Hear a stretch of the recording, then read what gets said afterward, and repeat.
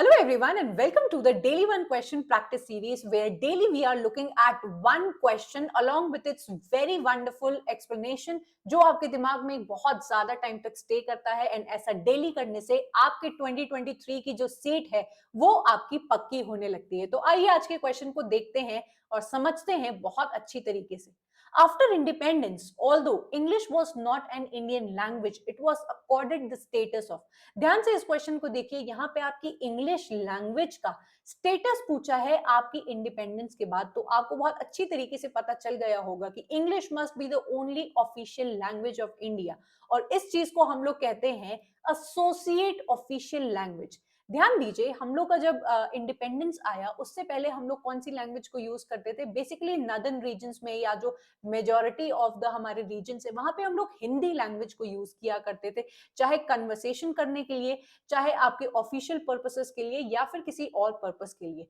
Where as अगर हम लोग बाकी रीजन्स की बात करें तो वो अपनी अपनी मदर टंग को as their official languages and language for conversation को यूज करते थे। लेकिन आपके इंडिपेंडेंस के बाद आपकी इंग्लिश बन जाती है या फिर उसको स्टेटस दिया जाता है as your associate official language, which will be used not only for communicating with the outside of our country but also for the interstate and intrastate communication। ध्यान दीजिए कि कोई आप सपोज करिए कि यूपी का कोई एक बंदा है, वो चला जाता है आपका साउथ में, तो वो किस लैंग्वेज में आपके साउथ के उस पर्सन से बात करेगा? यूपी के इंसान को तो भैया हिंदी बात करने आती है, ज्यादा से ज्यादा वो भोजपुरी उसको आती होगी, लेकिन साउथ में आपकी दूसरी लैंग्वेजेस चलती हैं जैसे तमिल, तेलुगु, देन आपकी सदर्न लैंग्वेजेस। तो आप दोनों एक दूसरे से कम्युनिकेट कैसे करेंगे? वहीं पे बेटा आपका रोल आ जाता है इंग्लिश लैंग्वेज का, जिसको बनाया जाता है ऑफिशियल लैंग्वेजेस। इंग्लिश आपकी जो ऑफिशियल लैंग्वेज बनी है वो सिर्फ और सिर्फ बाहरी दुनिया से बात करने के लिए या कम्युनिकेट के लिए नहीं बनी है। It is known as the associate official language and also the lingua franca which you are going to use to communicate between interstate communication, communicator among Indians who speak different languages। जैसा कि आप यहाँ पे समझ गए होंगे कि अगर आप एक पर्टिकुलर रीजन ऑफ इंडिया से बिलोंग करते हो और दूसरे रीजन ऑफ इंडिया में जाओगे तो किस पर्टिकुलर लैंग्वेज में बात करोगे? ऑफ कोर्स आपकी इंग्लिश लैंग्वेज में, इसीलिए आपकी इंग्लिश को एसोसिएट ऑफिशियल लैंग्वेज का दर्जा मिला हुआ है। आइए हम लोग थोड़ा सा डिस्क्रिप्शन इसका देख लेते हैं। After independence, although English was not an Indian language, it was conferred या फिर accorded the status of your associate language। India की दो मेजर लैंग्वेजेस हैं which is the national languages, Hindi and English. Hindi basically official languages मानी जाती हैं आपकी majority of the regions में, वेयर एज इंग्लिश अब हम लोग यूज करते हैं as your associate official language, जो आपको याद रखनी है।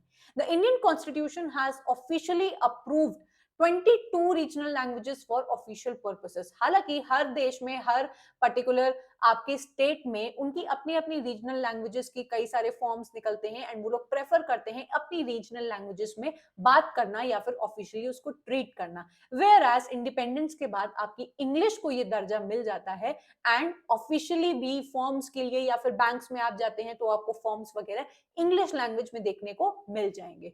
Dozens of distinctively different regional languages are spoken in India, which share many characteristics such as grammatical structure and your vocabulary. Apart from these languages, Hindi is used for communication in India. The homeland of Hindi is mainly in northern region of India, but it is spoken and widely understood in all urban centers of India। सबको पता होगा कि हिंदी हमारी मातृभाषा मानी जाती है, लेकिन ये बेसिकली उन लोगों के लिए प्रेफर है या फिर जो लोग उन लोग के लिए हम लोग बोल सकते हैं जो नॉर्दर्न एरिया या फिर majority of the sections of हमारे जो रीजन है इंडिया में वो हिंदी को प्रेफर करते हैं। हालांकि मदर टंग या फिर जो आपकी लैंग्वेजेस है हमारे सदर्न एरिया की वो उनकी दूसरी लैंग्वेजेस है। In southern states of India where people speak many different languages that are not much related to Hindi, there is more resistance to Hindi, which has allowed English to remain the lingua franca to a greater degree। lingua franca जो बेटा word है वो हम लोग use करते हैं एक ऐसी लैंग्वेज के लिए जो दो नेटिव लोग अपनी अपनी लैंग्वेजेस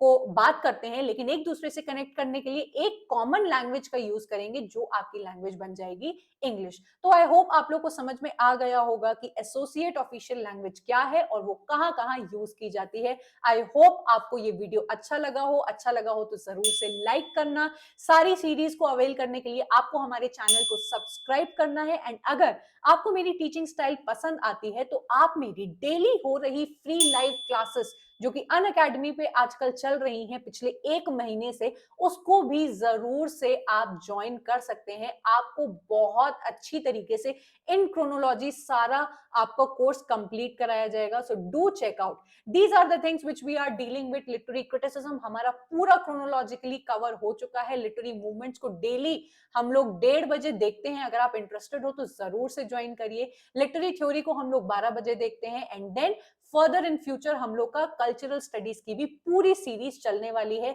ये चारों ही सेक्शंस बहुत ही ज्यादा इंपॉर्टेंट बन जाते हैं, तो आप जरूर से एक बार इसको चेकआउट करिए, ट्राई करिए, एंड मेरा जो टीचिंग स्टाइल है वो आपको जरूर से पसंद आएगा। This is my particular profile. आप इसको टेलीग्राम पे भी फॉलो कर सकते हैं, अन अकेडमी पे भी फॉलो कर सकते हैं, एंड यूट्यूब पे भी मेरा सेम हैंडल है। So go and check this out, and up till then I am going to take your leave. मिलते हैं अगली एक क्वेश्चन सीरीज में एक अच्छे एक नए एक्सप्लेनेशन के साथ। सो बाय एंड टेक केयर।